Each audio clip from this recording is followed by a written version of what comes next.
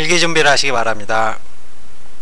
아주대학교 2017학년도 수시대비 논술 모의고사 인문계열 문제 보겠습니다.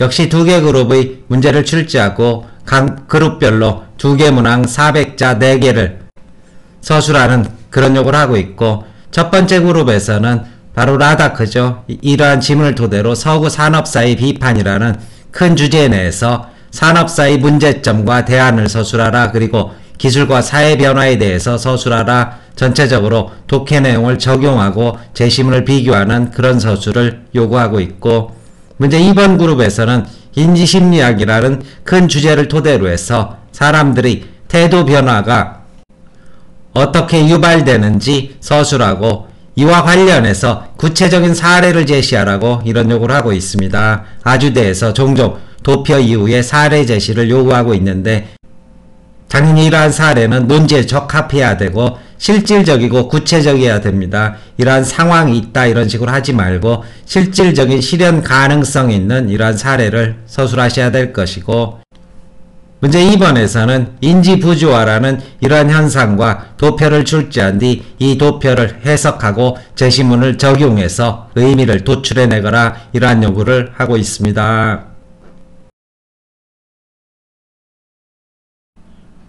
각 문항별로 서술 방향 확인하겠습니다.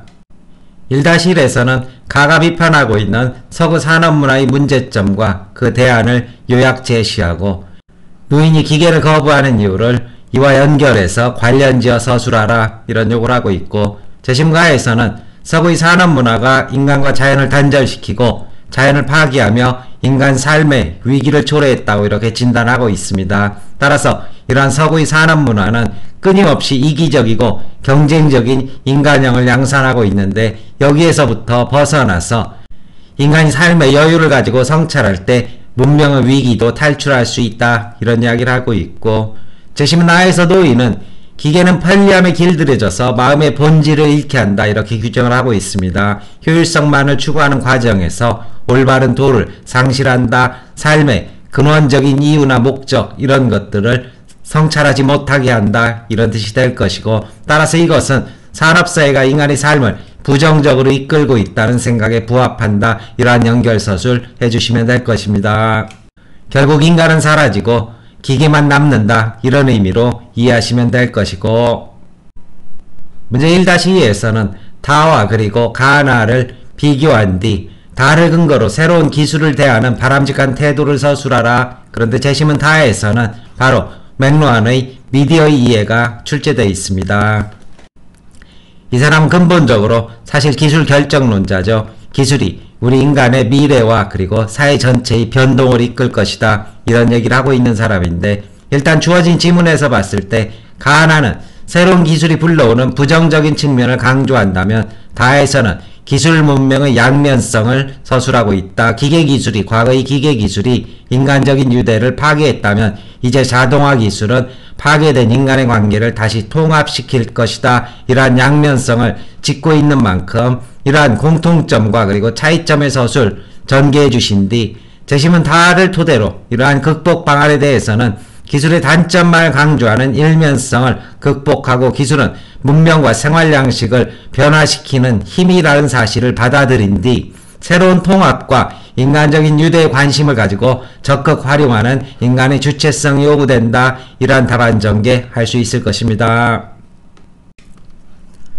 문제 2-1에서는 가에 소개된 두 가지 기법과 그리고 실제 사례를 들어라, 이런 요구를 하고 있고, 일단 제시문 가에서는 태도 변화를 유도하는 방법에 있어서 첫 번째, 문간에 발들여 놓기 기법은 작은 요청을 하여 수락하게 한 다음 원래 요청하려던 큰 부탁을 하는 전략, 그리고 문전 박대 기법은 큰 요청을 먼저 하고 거절하면 원래 요구하려던 작은 요청을 하는 방법이란 두 가지를 소개를 하고 있고, 따라서 첫 번째의 다른 사례는 이건 대학에서 제시한 사례입니다. 아동학대 반대 의견에 서명해달라고 요청한 뒤 후원금의 약정서를 제시하는 방법, 이건 학원 측에서 역시 부가로 덧붙인 겁니다. 교사가 5문제만 풀자고 한 뒤 좀 더 집중해서 50문제를 해보자고 제안하는 방법, 문자가 빠져 있습니다. 이왕 한 김에 정신 차려서 50문제를 완성해보자, 이렇게 달래서 시키는 방법, 그리고 흔히 홈쇼핑 광고에서 많이 쓰는 기법입니다. 딱 3분만 집중해달라 이래놓고 30분 동안 줄창 떠들고 마지막으로 이제 돈 내시라, 물건 사시고 이런 요구를 하는 방법. 자선 바자회에 참석하겠습니까? 라고 묻고 예라고 말하면 이제 용건인 후원금은 5만원입니다. 이것을 뒤에 꺼내는 방법이 있을 것이고, 문전박대 기법은 친구에게 10만원을 빌리자고 요청한 뒤 거절하면 점심이라도 사달라고 요청하는 것. 이건 대학 측에서 공개한 그러한 예시고, 100문제를 풀자고 학생들에게 한 뒤 학생들이 반발하면 그렇다면 30문제만이라도 하자, 이러한 식의 방법이 역시 문전박대 기법에 해당하게 될 것입니다.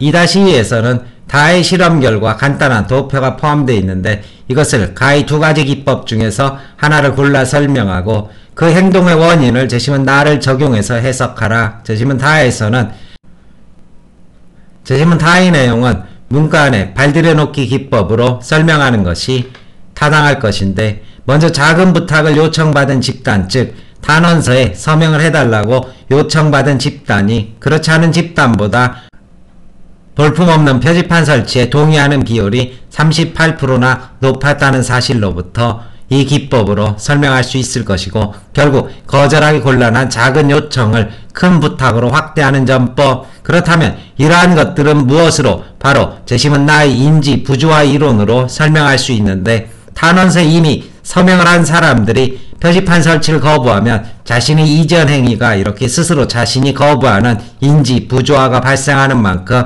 이를 해소하기 위해서 표지판 설치에 동의하는 행동 변화 패턴을 보였다. 이러한 분석 해주시면 될 것입니다. 답안 정리해 보겠습니다. 1-1입니다. 가인하는 서구의 산업문화가 자연과 인간의 공존을 잃어버리고 자연을 파괴하며 인간의 삶을 위기로 몰아넣고 있음을 지적한다. 인간의 본성이 원래부터 이기적이고 경쟁적인 것이 아니라 산업사회형 인간으로 길러진 것이라는 점에서 가인하는 산업사회형 인간으로부터 벗어나는 일이 곧 우리 문명의 위기로부터 벗어나는 길이라는 점을 강조한다. 가에 나타난 이러한 생각은 나의 노인이 기계를 거부하는 이유와 공통점이 있다. 노인이 기계를 거부하는 이유는 기계 때문에 마음이 흐려진다고 생각하기 때문이다. 기계가 일의 효율을 높게 할 수 있지만 기계를 쓸수록 더욱 편하고 효율적인 방법만을 찾게 되어서 올바로 기계를 쓰는 목적 자체를 잃어버리고 결국 자신을 잃어버릴 수 있다는 것이 노인의 생각이다. 이는 산업사회가 인간의 삶을 부정적으로 이끌고 간다. 즉 효율성만 남고 인간은 사라지는 이런 수단화 현상이 일어난다는 가의 생각과 부합한다. 1-1의 답안이고 1-2입니다. 새로운 기술이 불러오는 부정적인 측면을 강조하는 가나와 달리 다에서는 기술 문명의 부정적 측면과 긍정적 측면을 모두 소개한다. 즉 같은 기술이라 하더라도 기계 기술이 인간적인 유대를 파괴하는 결과를 가져온 반면 그 다음의 자동화 기술은 오히려 파괴된 인간관계를 다시 통합하는 가능성을 보여준다는 것이다. 다의 견해를 고려할 때 기술이 초래하는 문제점만 주목하여 이를 거부하는 것은 기술이 불러오는 변화의 일부만을 취하는 단편적인 생각이다. 기술은 분명히 문명과 사람의 생활 방식을 변화시키는 힘을 가지고 있다. 그러나 그러한 변화에 파괴적 측면만이 있는 것은 아니다.